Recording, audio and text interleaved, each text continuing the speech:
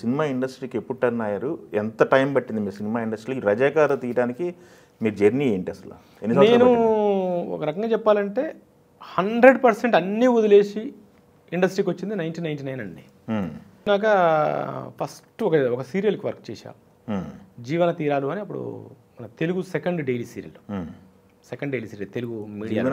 జీవన తరంగాల జీవన తీరాలు జీవన తరంగాలు అనేది సినిమా. జీవన తీరాలు దానికి కాటగడ్డ రవితేజ గారు డైరెక్టరు, సుఖవాసి హరిబాబు గారు ప్రొడ్యూసరు. అది అయిపోయిన తర్వాత రాఘవేంద్రరావు గారి దగ్గర జాయిన్ అయ్యా.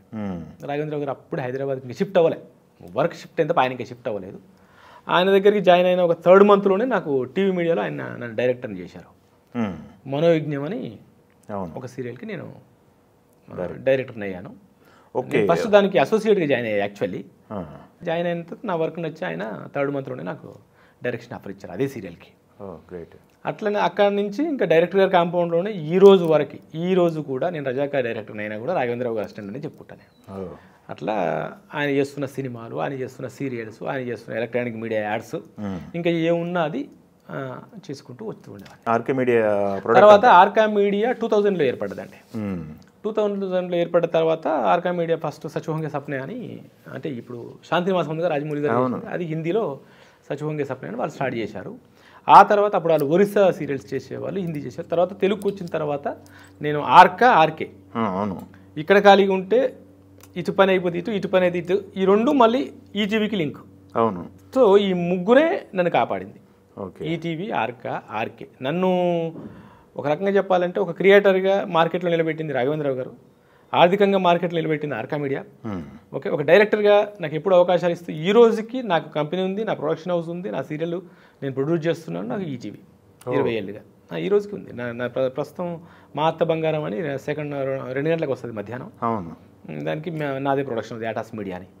సో వీళ్ళు ముగ్గురు కూడా నన్ను 20 ఏళ్ళుగా కాపాడుకుంటూ వచ్చారు. ఆర్కేలో పనిచేసేవాళ్ళు. ఇప్పుడు శాంతినివాసం తీసినప్పుడు రాజమౌళి గారు ఇద్దరు కొలీగ్స్ అండి. రాజమౌళి గారు శాంతినివాసం చేసేవాళ్ళు, నేను మనోయజ్ఞం చేసేవాడిని. Same time period. ముళ్ళపూడి వర గారు ఉన్నారు కదా, ఆయనేమో రాఘవేంద్ర మహాత్మ్యం చేసేవారు. తర్వాత సునీల్ వర్మ గారు ఉన్నారు, చనిపోయారు. ఆయనేమో శ్రీకృష్ణ కళ్యాణ లీలలు అని చేసేవాళ్ళు. తర్వాత విఎస్ రెడ్డి గారు అని ఉంటారు, సాగర్ గారు బ్రదర్. అతను తెలుగులో సమాంతర రేఖలని టెలికాస్ట్ అయింది, బట్ అది కన్నడ సీరియల్ రేఖెగలు అని ఆయన చేసేవాళ్ళు. తర్వాత మా జితేంద్ర అని ఉండేవాడు డైరెక్టర్, ఆయన రాజమౌళి గారికి 2nd యూనిట్ డైరెక్టర్గా శాంతినివాసం చేసేవాడు. ఇట్లా జీసీ శేఖర్ గారు ఉండేవాళ్ళు, అప్పటికే 20 సినిమాలు డైరెక్ట్ చేసిన డైరెక్టర్ ఆయన కూడా. జీసీ శేఖర్ గారు ఆయన కూడా మా టీంలో ఒక వన్ ఆఫ్ ది డైరెక్టర్. ఎప్పుడు ఖాళీ ఉంటాం అట్లా సార్, అట్లా మేము అందరం ఒక టీం అండి. అట్లా అందరం కలిసే పనిచేసాం ఒకే దగ్గర. అంటే ఒకేసారి జర్నీ స్టార్ట్ అయిన వాళ్ళు ఒకళ్ళు ఇప్పుడు వరల్డ్ క్లాస్ సినిమా చేశారు రాజమౌళి గారు. అవును. మీకు ఎప్పుడైనా అనిపిస్తుందా, అరే మనం కూడా జర్నీ కాస్త పికప్ చేసుకుంటే బాగుండేదని? అంటే ఇప్పుడు మీరు సినిమా చేశారు, ఈ సినిమా మాట్లాడుతుంది గట్టిగా, మీకు లేట్ అయిపోయింది అనిపించింది ఏమన్నా? వచ్చిన దగ్గర నుంచి ఈ రోజు వరకు బిజీ అండి. ఈ రోజు వరకు కూడా నేను టైం ఎత్తుక్కోవాలి. ఎక్కడ వెళ్ళాలంటే నేను టైం, నా స్కెడ్యూల్ ప్లాన్ చేసుకోవాల్సిందే. రేపు నైట్ ఒకసారి పడుకుంటే రేపు ఏంటి ఇటు వెళ్ళాలని చేసుకోవాల్సిందే. ఎక్కడ గ్యాప్ లేదు నాకు. ఒక్క రోజు 1 year గ్యాప్ వచ్చిందండి. మన గంగోత్రి సినిమాకి ముందు అనుకుంటా ఒక 1 year గ్యాప్ వచ్చింది. మనోయజ్ఞం అయిపోగానే ఒక 1 year గ్యాప్ వచ్చింది. ఎందుకంటే అప్పుడే డైరెక్టర్ కొత్తగా ఇక్కడికి ఎంటర్ అయ్యారు, ఎలక్ట్రానిక్ మీడియా అప్పుడు గ్యాప్ వచ్చింది, సీరియల్స్ గ్యాప్ వచ్చినాయి. అలాగనే ఏం లేదు, డైరెక్ట్ ఆ రూమ్లో కూర్చునే వాళ్ళు, మేము ఇప్పుడు కూర్చునే కాంపౌండ్ దాటి ఎక్కడికి వెళ్ళదలుచుకోలేదు. మా కాంపౌండ్లో స్టార్ట్ అవుతుంది, మేము ఇక్కడే ఉంటాం. ఆ 1 year తప్ప ఇంకా బయటికి వెళ్ళాలి. ఆ 1 year అప్పుడే రాజమౌళి గారికి కూడా శాంతినివాసం వచ్చింది. ఆయన కూడా పాపం ఆఫ్టర్ శాంతినివాసం 2 years ఖాళీగా ఉన్నారు కదా. సో ఆ 2 yearsలో 1 year ఇది కూడా ఉంది మా ఖాళీగా ఉన్నదంతా. సో కాబట్టి ఏంటంటే అప్పుడు నేను హ్యాపీగా ఫీల్ అయ్యేవాను, నాకు సినిమా రాకపోవడం మంచిది అని. ఎందుకంటే నాకు ఇమీడియట్గా మనోయజ్ఞంకు నాకు వర్క్ వచ్చేది. నాకు మనోయజ్ఞం రన్నింగ్లో ఉన్నప్పుడే ఆయన శాంతినివాసంకి వెళ్ళిపోయారు. శాంతినివాసం చేసినప్పుడు ఏమో అది స్టూడియో నెంబర్ 1కి వెళ్ళిపోయారు. అది చేసినప్పుడు నాకు సినిమా రాలేదేంటి అని అనిపించింది. కానీ తర్వాత తను 2 సంవత్సరాలు ఖాళీ ఉండలేమో, నేనే బెటర్ బాబు అనిపించింది. సరే తను పెద్దోడు వెళ్తున్నప్పుడు మనకు ఒక ఆనందంతో పాటు మన కాంపౌండ్ నుంచి ఒక ఇన్స్పిరేషన్తో పాటు మనకు కూడా వస్తుంది ఇలాంటి టైం అనిపిస్తుంది కదా, ఒకరికి ముందు ఒకరు వెనక.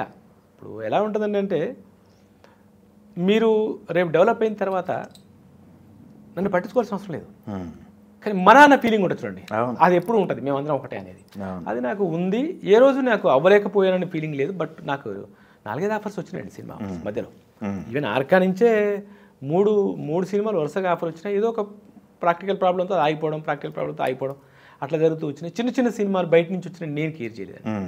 నేను ఎందుకంటే నేను టీవీ మీడియాలో అంటే అలా చెప్పుకోకూడదు, కానీ ఈ రోజుకి నెంబర్ 1 డైరెక్టర్ ఎవరు అంటే నా పేరు అనిపిస్తుంది. మళ్ళీ వెనకకి వచ్చి ఒక ₹1,00,00,000 ఓ 40 లక్షలు ఓ 50 లక్షల సినిమా చేసి మళ్ళీ నాకు ఇష్టం లేదు. కొడితే కరెక్ట్ కొట్టాలి, అది ఇప్పుడు హాయిగా ఉన్నాం అనే మూడ్లో ఉన్నాను నేను. అందుకని నేను పెద్దగా నాకు ఇబ్బంది అనిపించిన ఎక్కడ లేదు. పాటల విషయానికి వస్తే, మ్యూజిక్ విషయానికి వస్తే బీమ్స్ చేశాడు పాటలు. సుద్దాల అశోక్ గారన్నా ఇంకా కాసర్ల శ్యామ్ కూడా ఉన్నాడు. కాసర్ల శ్యామ్ కూడా ఉన్నాడు. ఓకే, పాటలకు ఎలాంటి రెస్పాన్స్ వస్తుంది? పాటలు ఆల్రెడీ కొన్ని బయటకు వదిలేరు కదా ఇప్పుడు. దాదాపు అన్నీ వదిలాము. ఇంకొక సాంగ్ ఉంటుంది, అది టైం చూసుకొని వదులుదామని, లేకపోతే తర్వాత డైరెక్ట్ థియేటర్లో చూపిద్దామని ఒక ఆలోచనతో దాన్ని అట్లా అట్టి పెట్టుకున్నాను నేను. కొంచెం ఇంకా అది ఒక వెరైటీ ఉంటుంది కాబట్టి దాన్ని ఒక సస్పెన్స్ అన్నీ ఓపెన్ చేసుకుంటూ వెళ్ళిపోతే ఏదో ఒకటి ఉండాలి మన దగ్గర. సర్ప్రైజ్ ఎలిమెంట్ ఉండాలి. అన్ని పాటలకి మంచి రెస్పాన్స్ వచ్చింది. బతుకమ్మ పాట అంటే కరెక్ట్గా అది అప్పటికే మేము తక్కువ వర్క్లో ఉన్నాం సినిమాగా పాలిస్తే, కానీ అప్పటికే సీజన్ స్టార్ట్ అయింది, బతుకమ్మ సీజన్. కాబట్టి తొందరగా ఆ సీజన్ కోసం దాన్ని రిలీజ్ చేసాం. దాని ఇంకా తర్వాత అమరవీరుల సాంగ్ కానీ జెండా సాంగ్ కానీ ఇవన్నీ తర్వాత చేసుకుంటూ వచ్చాం. దానికి మంచి ఇమేజ్ వచ్చింది. అంటే ఆడియన్స్ డిఫరెంట్గా ఉంటారు, కొందరికి ఇది నస్తే కొందరికి అది, బట్ మాకు మాత్రం మూడింటికి మంచి రెస్పాన్స్ వచ్చింది. ఇంకోటి అండి, తెలంగాణ సంబంధించి తెలంగాణ నేపథ్యంతో కొన్ని సినిమాలు వచ్చినాయి ఇంతకుముందు. తెలంగాణలో కొంత అణచివేత, దొరల అణచివేత, దాని తర్వాత నైజాము నవాబు కింద ఉన్నటువంటి దొరల అణచివేత, ఇట్లాంటి కొన్ని ఎగ్జాంపుల్ వచ్చుకుంటే రాజన్న సినిమా ఒకటి వచ్చింది, దానికి ముందు వసే రావాలని, ఇట్లాంటివన్నీ వచ్చినాయి. సేమ్ కాన్సెప్ట్లోకి వెళ్తుందేమో అని, మూసులోకి వెళ్తుందేమో అని మీకు ఏమనిపించిందా? మీ సినిమాకి డిఫరెన్స్ ఏంది వాటికి వీటికి? తేడా ఏం చూపించబోతున్నా? తేడా ఏంటంటే అక్కడ కేవలం దొరల పాలన అండి, దొరల మీద సినిమా. రాజన్నలో కూడా రాజన్నను కూడా దొరలని ఎలా ఎదుర్కొన్నారండి. మన సినిమా పేరు Razakar, direct and attack. Razakar, నా సినిమా పేరు రజాకార్, అది ఇంకా అండర్లైన్. సో నేనేం చూపించాలి, రజాకార్ గురించి చూపించాలి.